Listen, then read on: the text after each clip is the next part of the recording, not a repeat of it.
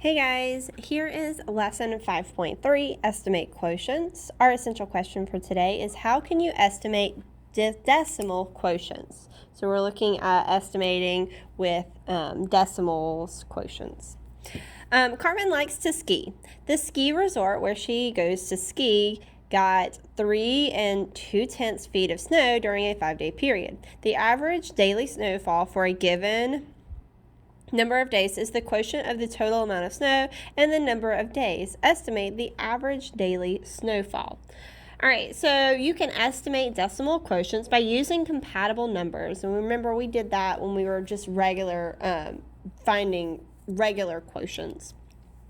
You can look at the whole number part of the decimal dividend or rename the decimal dividend as tenths or hundredths. So what we're going to do is we're going to go back and figure out what's important with this question. Let's circle 3 2/10 feet of snow during a 5-day period. So now what we're going to do is we are going to estimate. So we're going to estimate 3 2/10 divided by 5. Carly and her friend Marco each find an estimate. Since the divisor is greater than the dividend, they both first rename the 3 2/10 as tenths. So what they're going to do is instead of saying 3 2/10, how many tenths is that altogether? Well, we know that there's 10 tenths in one whole. So for 3 wholes, there would be 30 tenths. So we would have 30 tenths plus 2 tenths. So our total tenths would be 32 tenths. Okay, so 30 tenths is close to 32 tenths and divides easily by 5. So use basic fact to find 30 tenths divided by 5. So 30 tenths divided by 5 is 6 tenths, or we could write it as a number form, 6 tenths. So the average daily snowfall is about, see we had that word, about 6 tenths foot.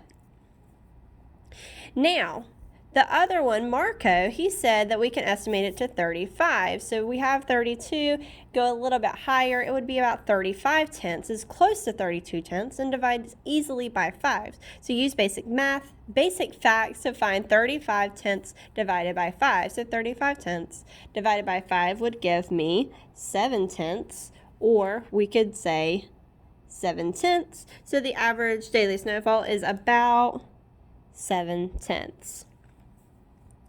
So the next question asks, whose estimate do you think is closer to the exact quotient? And I want you to write that down. So go ahead and pause the video and write down who you think is going to be closer to the exact quotient. So when I'm thinking about this, I'm going to think that Carly's is probably going to be closer, because if we look, 32 tenths is closer to 30 tenths is closer to 32 tenths than 35 tenths is. So I would say Carly's estimate is closer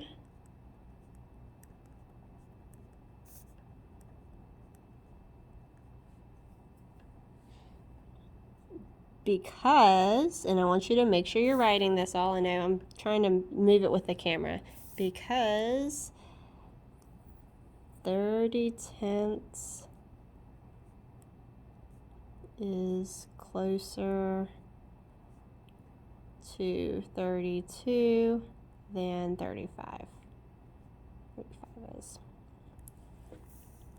So I'll pull it out real quick, pause it if you need to copy, and we're going to keep on moving. All right, so let's go to the back of that page. Let me pull it out. Sorry. It's being very, my cameras aren't working for me today. All right, estimate with 2-digit divisors. When you estimate quotients with compatible numbers, the number you use for the dividend can be greater than the dividend or less than the dividend. So let's look at this example that they give us. A group of 31 students is going to visit the museum. The total cost for the tickets is $144.15. About how much money will each student need to pay? So we're going to go ahead and circle the important information. We know we have a group of 31 students, and the tickets are going to cost $144.15. We see the words about how much. We know we're going to estimate. And then our question is, will each student need to pay for a ticket?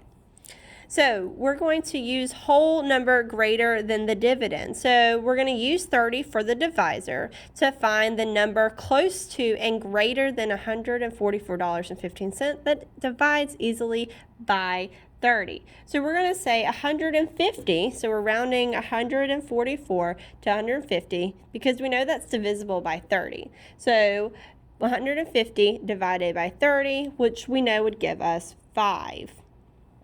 So each student will pay about $5. That's one way we can do it.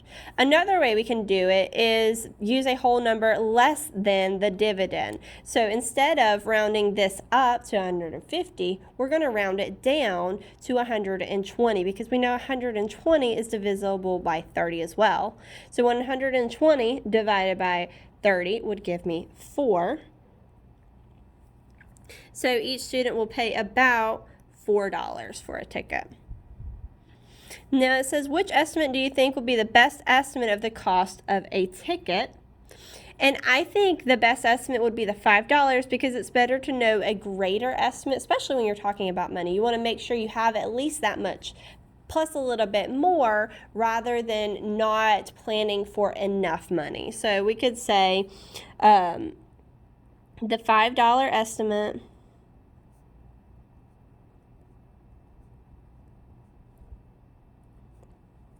because, and I'll move it back some so y'all can see it.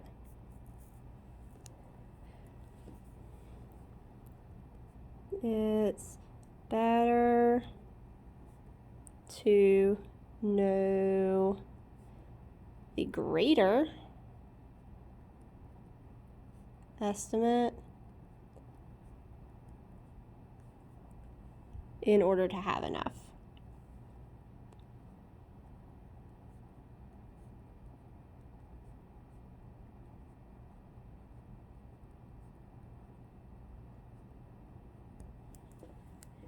Because we're talking about money, you want to make sure you have enough money and the kids are saving up enough money to go to this space museum.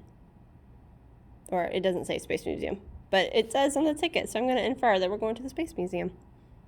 All right, so now let's look at our actual examples for the share and show.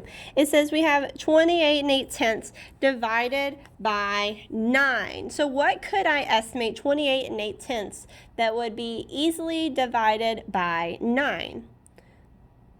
Well, I can do 27 divided by 9. I know my factors are 27. 27 divided by 9 would give me 3. You're not always going to round to the nearest whole number, but sometimes it's easy. With these, it's easier sometimes to do that. But like I said, not always. You just have to look at the number and see where you would be dividing by. All right, this next one, 393 5/10 divided by 41. So I know I can figure out something that would go to 40. That one would be easier. So what can I make this number that would be 40? So pause the video and I want you to think for just a second. What could I round that to or estimate that to that's divisible or compatible with 40? And if you said 400, that's what I would do. That's going to be your best. Now, could you go a little bit more or a little bit less? Sure. But I think 400 is probably going to be the best. So 400 divided by 40 would give me 10. All right. Let's go ahead and do a couple more together, and then I'm going to let you do some on your own. Number 3, I am going to estimate 161 7/10 divided by 7. So what I'm going to do is I know that this can go to 160. I'm going to round that one to 160. And what could I estimate or round my 7 to that's divisible by 160 or that's divisible, if I break it apart, 16? Well, I know that 7 is close to 8, so I can say 160 divided by 8, which would give me 20. So my estimate for this one would be 20.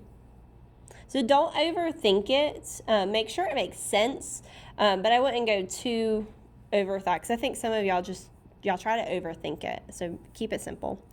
All right, so this next one, I have 17 and 9/10 divided by 9. So what is something that's divisible by 9? That's what I'm going to do because I know factors of 9. What could I round 17 and 9/10 to that's divisible by 9? Well, I could round it to 18. 18 divided by 9 is going to give me 2. So here's my estimated quotient, 2. All right, the last one we're going to do together. 145 divided by 20. 145 and 4/10. Sorry, I'm forgetting the decimal. Divided by 21. So let me do something that's divisible by 21. Or sorry, by 20. Now what could I round this to that would be divisible by 20? Well, I could round it to 140. 140 divided by 20 is going to give me 7. I could also round it up to 160 divided by 20, which would give me 8. So both of those would work as my answer. So you could have, this one's probably going to be the closest one just because it's so close to that one. All right, so together, or on your own actually, I want you to do 6, 7, 8, 9, 10, 11, 12, 13, 14, flip, 18, 19, try 20, and 22. Now, you know, not all of these are going to be on your lesson check, but I want you to do most of them and do your best. If you have questions, make sure you hop onto the Google Meet so that I can help you. That's why I'm there. Not a lot of people take advantage of that, but I'm there and I can walk you through some of these problems. All right, good luck, guys.